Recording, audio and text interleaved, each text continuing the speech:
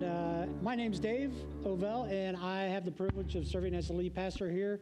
And if you're visiting with us, we just want to say thank you so much for coming and visiting with us. And we would love for you to try us out for 3 weeks, because after 3 weeks, we feel like you'll have a good idea who we are.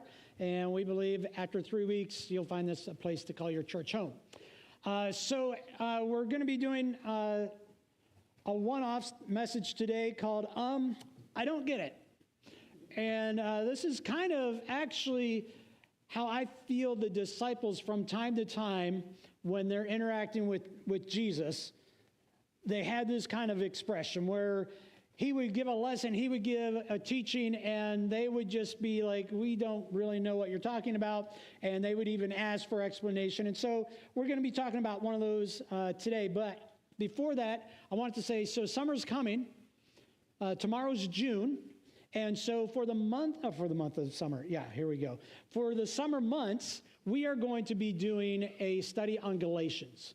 So if you want to be ready and you want to be prepared, I would start reading the book of Galatians. And you can do a chapter a day, but go through that a few times. We're going to be diving in pretty deep throughout the summer months on the book of Galatians. So I just want to encourage you to start reading up on that. And also, if you haven't gotten a study Bible, I would encourage you to go out and get one. We talked about that, back in our series on studying the Bible. That would be a great tool for while we're going through this, as well as to have a study Bible with you to be able to jump in a little bit further. But so I don't get it. So I want to start off with, this is a story of when the disciples forgot the bread. And this takes place after one of the times when Jesus feeds the multiple people with his giving. And so I want to, at your tables, I want you to discuss, there were 2 different times that Jesus fed a large group of people, okay? So you're going to need 2 answers for each one of these questions. So discuss this at your table. If after a few moments you can't come up with the answers, go ahead, Google it. And so how many people were fed? How much bread and how many fish were used for each time? And how much of it was gathered up afterwards? How much leftover was gathered up afterwards? So go ahead. I would encourage you, try to get this before Googling and see if you can come up with the answers. Then you can check your answers with some Google. So have fun with that for just a moment.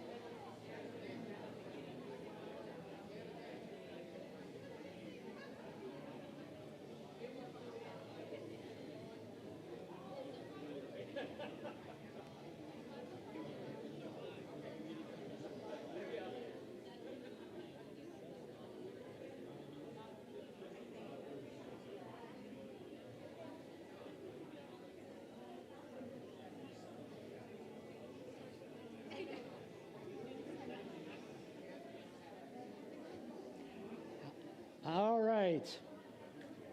So some of you who are facing the other way, you may have had the answer for part of it because it was already back there on the back screen. But so there was the group of 5,000. Now, this was men. So there would have been more than 5,000 because they just counted the men at the time. And there were 5 loaves and 2 fishes with that, and 12 baskets collected afterwards. Then there was another time, and this event follows right after this the disciples forgetting their bread, there was a group of 4,000, 7 loaves, and it just says a few small fish were used to feed them, and there were 7 baskets collected after that event. Now, it's interesting because the one group was mostly Jewish people, and then the second group was mostly so mixed group as well. So it's just kind of an interesting thing. So how many of you were able to get it without Google? All right, so we need we need the study Bibles. All right, okay. How many of you got it after Google? Wow, some of you didn't even get it after Google. Maybe we need a class on Googling as well. Okay, but so we're starting off after the 4,000. Okay, so it's found in. Sorry, I went the wrong way. It's found in Matthew. Actually, this event is found in more than just Matthew, but we're looking at Matthew. Matthew chapter 16, verses 5 through 12. When they went across the lake, the disciples forgot the bread. Now, why is that important? They were heading to a place that was less populated, so finding food was going to be a hard thing to do as they crossed the lake. And so when they crossed the lake, the disciples forgot to take bread. Be careful, Jesus said to them. Be on your guard against the yeast of the Pharisees and the Sadducees. They discussed this amongst themselves and said, it's because we didn't bring any bread. So that was the lesson they got. Jesus is like looking at them, hey, be careful with the yeast. And they're like, oh, we forgot the bread. I'm sure they blamed it on Peter, or Peter might have been the first one to talk up and say, it's because we forgot the bread. Aware of their discussion, Jesus asked, you of little faith, why are you talking amongst yourselves about having no bread? Do you still not understand? Do you not remember the 5 loaves for the 5,000 and how many basketfuls you gathered? Or the 7 loaves for the 4,000 and how many baskets you gathered? So here Jesus is saying, look, you're thinking I'm worried about the bread. Do you not remember what I did with a little bit of bread just not that long ago? It's like they forgot what Jesus did.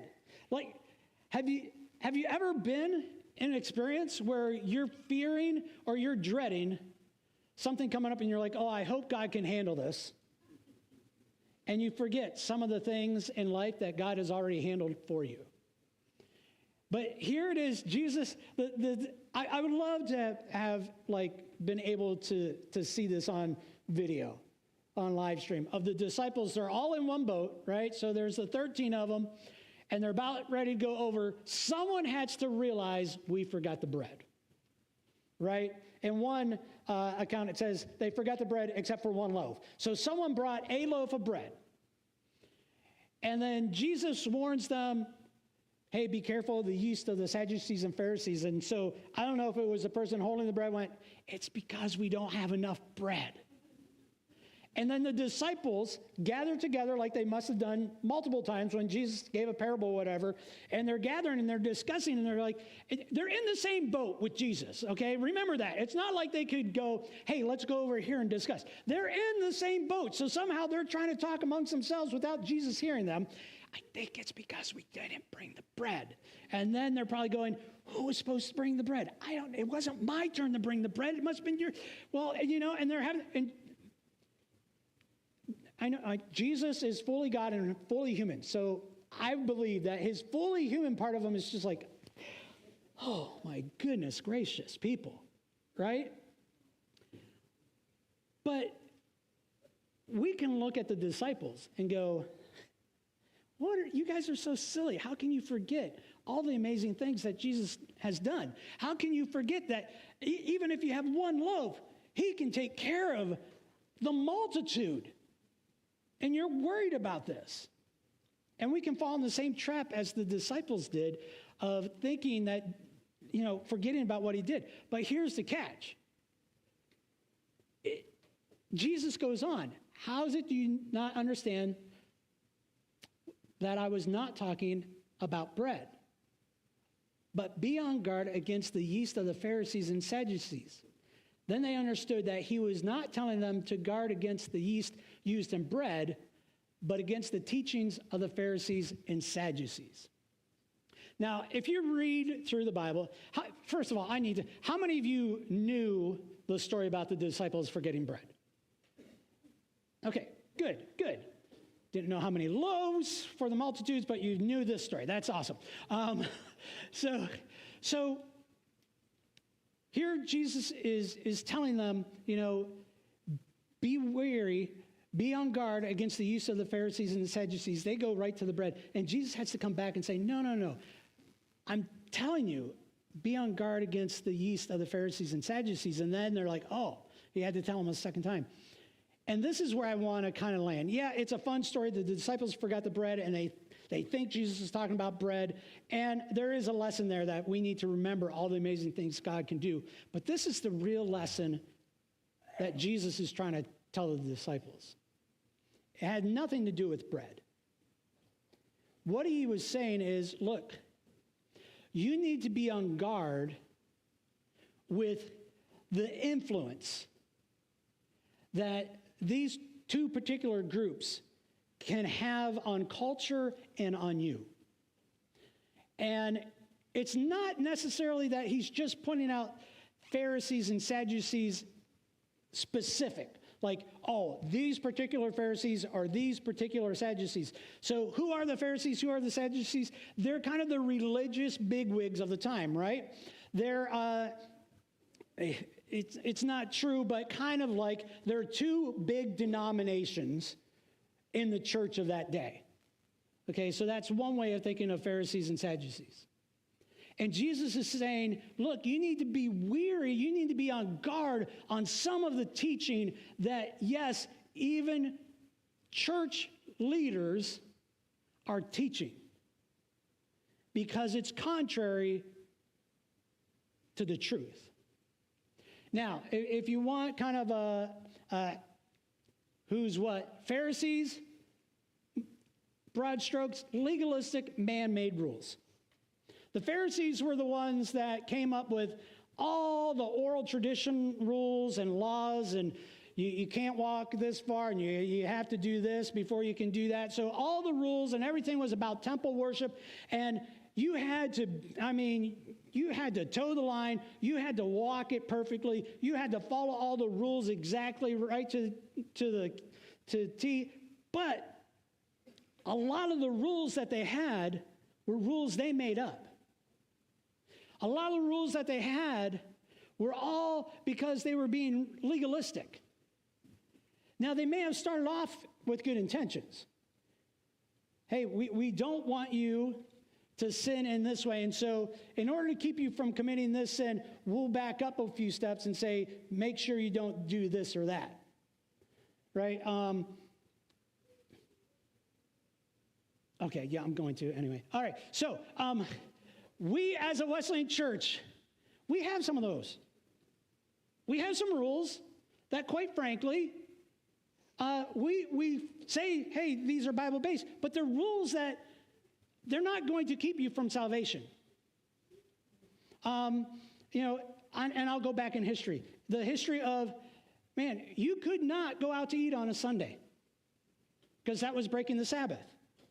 Right? Well, that's not what the Bible said, but we thought, let's do what we can to make sure that we stay as pure and as holy as we possibly can through our own efforts. And so we started making up all these rules, and that's what the Pharisees are doing. They're making up all these rules to try to be as holy as you possibly can through your own effort. And if that is the gospel that you are trying to follow, that you have to do all of this, that you have to do all the effort, that you have to do all the work to make yourself pure and holy, then that would put you more onto the Pharisee kind of theological setting in their camp, so to speak. And Jesus is saying, that is not my truth. Now, you also have the Sadducees. Well, they're more secular. They definitely love the culture that the Romans brought in, and so they're like, This is fun. We like some of this. Let's adopt some of this culture. And so they became very secular and political. And so they were known for having a piety, but not true worship. It was go through the motions, so to speak, to be religious and to continue to be of Jewish religion. But they were very, very much politically involved, and they cared more about making sure that they were flowing right politically and culturally, and they were more interested in the politics of the day and more interested in the culture of the day and fitting in with the culture of the day. And so if your gospel that you're trying to follow is a gospel of politics, or I'm going to, my gospel, my Jesus would flow back and forth with whatever the culture has to say at this time, then you would be more in the Sadducees camp. Now, the problem is Jesus is telling his disciples, be on guard for this kind of teaching. Be weary of this kind of teaching. This is not the gospel that Jesus brought. So again, our church is a Wesleyan church. We're part of the Wesleyan denomination, and we just held what we call general conference. So like our local church conference that we do once a year, every 4 years we have what's called the general conference, and that's when they come and they vote on the discipline, if things are going to be changed, if some of the rules and things like that, some of the business of the church and all that. And as I was watching the videos and kind of trying to keep track on Facebook, because I didn't go to general conference, I think I will the next time, but I love the Wesleyan Church. But I will say, from time to time, I read posts that I'm like, I don't know that this is where the general church, the Wesleyan Church, is going. But some of the posts that some individuals put on, it put on a whole lot of authority. And the conversation was a lot of, well, I'm proud that our church is this way, or our church is that way. And just something inside of me, and maybe this is just something I'm dealing with right now, is it's not our church. It's God's church. And I think no matter where you are in your spiritual walk, Jesus would come up to you and say, hey, just want to remind you, be weary, keep watch on the yeast of the Pharisees and the Sadducees. Make sure that the gospel you are following, the gospel that you are living out, is actually the gospel that I brought. Not something that's been changed and altered by man, not something that's made up by man, but that it is my gospel. Now, honestly, are we going to get it 100% perfect? We're human. We're going to bring our humanness into it, and man, I would love to say, yeah, we're going to knock it out of the park every time. And I'm sure there are things that I've been wrong on. But our desire, our drive should be always, what is the true gospel? And go back to Scripture and say, what does Scripture truly say? What does Jesus say? How does Jesus want me to live? See, both the Pharisees and Sadducees, they were looking for a Messiah. They believed the Messiah would come, and they were looking for a conquering king Messiah. They were looking for someone to come in and defeat these lousy Romans, even though some of them liked the culture that they brought. But man, get the oppression out and let Israel become the great nation that it was supposed to be. They were looking for the Messiah to come almost as a military figure that was going to finally bring freedom. Jesus came and said, no. as Messiah, I'm a suffering servant. I didn't come to be served. I came to serve. I didn't come and kill. In fact, I came to die. I didn't come bring you this earthly kingdom. I came to bring you an eternal kingdom with God. So again, if your gospel is a gospel of we're going to defeat anyone that has an opinion different than me, I'm going to just have at it and I'm just going to crush them, Jesus is going to say, that's not my gospel. If you have a gospel that says, man, I can't wait until I get good enough and people can just look at me and think I'm all that in a bag of chips and I know everything that I need to know and man, I'm just getting all this praise for just being so righteous. Jesus is going to say, no. A true follower of me is going to serve. A true follower of me is going to be humble. A true follower of me is going to look at those who are lost and your heart will break. Someone's in need and you're going to want to help. So the question is, what kind of Messiah are you looking for? What kind of gospel are you following? And it comes down to this.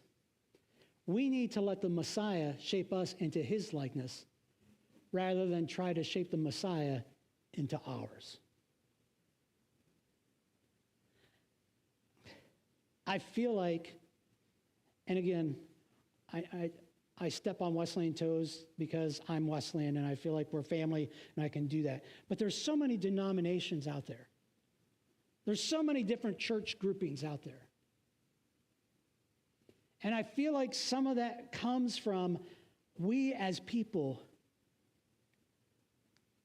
desperately saying, yeah, I want to follow God, but I just want to tweak him a little.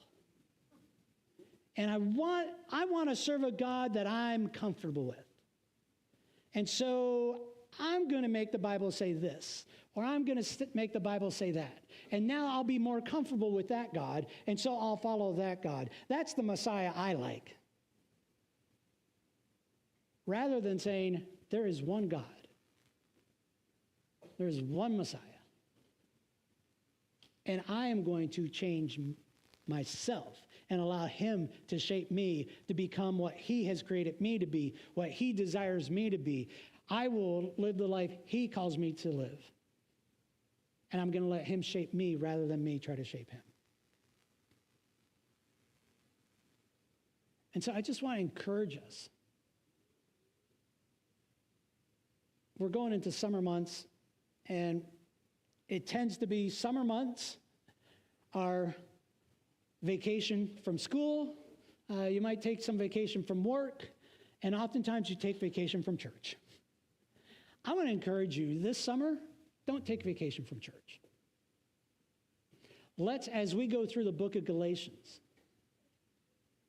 let's really step into and just say, you know what? We as a congregation will allow Christ to shape us.